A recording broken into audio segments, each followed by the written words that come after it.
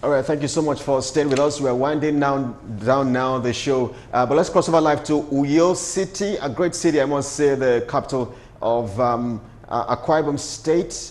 Uche Umana is standing by, an entrepreneur. She's also the CEO of Salon Business in Africa. Thank you so much, Uche, for joining us on the show tonight. I know we are pressed for time, but I'm sure we can cover a few thoughts here as quickly as possible.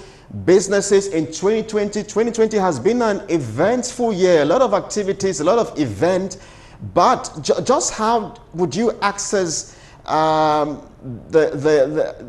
2020 and the impacts on businesses on a general scale? Hi everyone, good evening. I'm going to try and see how much we can touch, but in discussing what we're looking at for 2021, I would have to be industry specific. And in being industry specific is going to help us know how to go about 2021. So okay. I know a lot about the beauty industry because that's where I work from. And it's actually a dynamic and innovative industry that drives our economy in Nigeria. It's also one industry that most people do not take seriously because it is assumed to be one of those industries or jobs that you can do on the side. But by the statistics we have, globally, as at 2016, this industry is actually valued at about 400 billion, and Nigerians within that period spend about 3.4 billion USD, and I'm talking in USD. So for people who are in the industry, the COVID really did affect business during that, this year. It really was tough for us, but it also gave us an insight of how to do business differently and how to move to the next phase. I am just trying to see how to put all of this in as much as much space time as I have. But what I'm trying to drive is business is going to be better next year, and a lot of entrepreneurs are going to emerge in this industry who are more focused and more niche driven, because the pandemic gave a lot of people in the industry the leverage to go beyond running the business locally. It took a lot of businesses online, which is where business is now and will continue to run. Now, the next problem we have in the industry, and not just in the beauty industry, with most SMEs, is building structures, which is also what we are focusing on how to get businesses, especially in beauty and salon business, to build sustainable businesses by building their structures, and also by making them have access to the finance, the education, the trainings, and the funds that are available for them in this industry. I wish we had more time because I wanted to also talk about how companies, those who have their corporate social responsibility, how they can also help, because they're already doing this for most of their host communities. But the part we're also looking at is making it sustainable, which is why we're asking them to now drive the education, the business education part of this industry. Because if they're able to drive that, it is going to help them build more sustainable businesses, and it will allow the businesses they set up.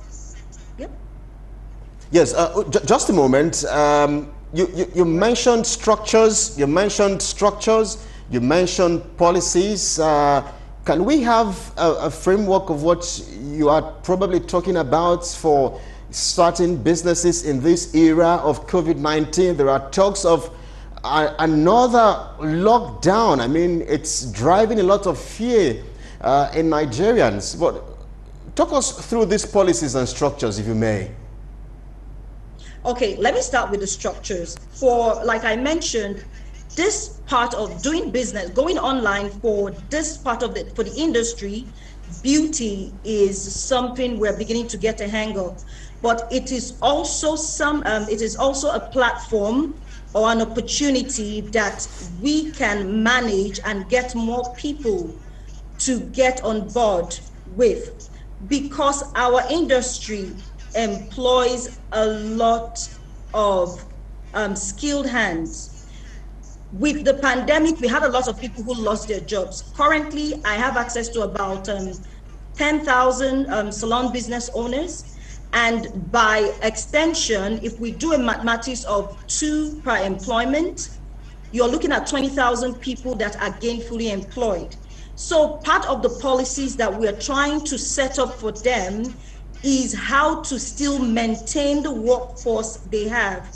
And these are structures that we try to put out on different platforms to help them grow past running businesses offline, getting their clients online, and also getting their businesses to run while observing the COVID-19 rules and regulations. So we have a lot of people who are now paying more attention, because beauty business is one that allows people to come in close contact with their clients.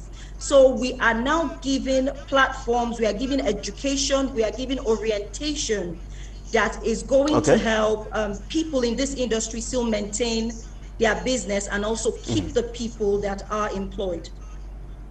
All right, Uche, because we are really pressed for time, but in 60 seconds, tell us how you think that people who are into these businesses can cope in Nigeria, where we know how challenging the internet and data and technology could be. I mean, power is also on the other side, but I mean, the network is always a major challenge. So if I push my business online, how do I cope with some of these challenges associated with making online transactions? Take internet, for instance, and network.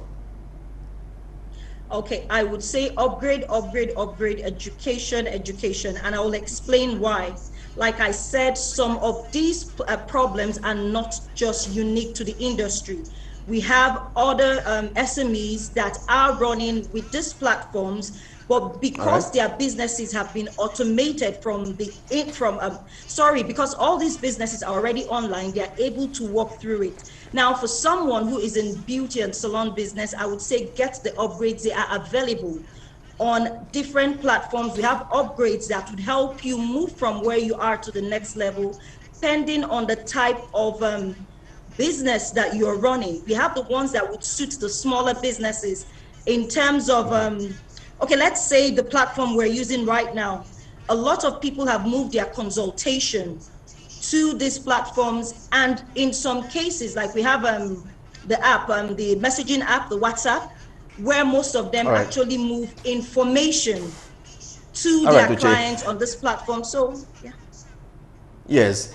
Uche, I'm afraid we have to anchor our conversation there, but I promise you we'll get to talk about this, I mean, in subsequent editions of the show, especially in this COVID-19 era, where it does appear there are talks of another lockdown. I mean, entrepreneurs would definitely need to learn how to move their businesses online, especially the beauty industry. I mean, amazing statistics there, Uche, I must say. I mean, I never knew that the beauty industry contributes a lot to Nigeria's gross domestic product. Thank you so much for that. That's why we anchor our conversation with you today, Uche, live from Uyo in Akwa Ibom State. Uche Umana, the CEO of Salon Business Africa. Well, ladies and gentlemen, we'd like to thank you so much for being a part of the show on the other side. One thing is certain, Nigeria will prevail. So join us again next week as we keep talking about issues of national interest. My name is Kelly Egig, and I will see you again next time. Good evening.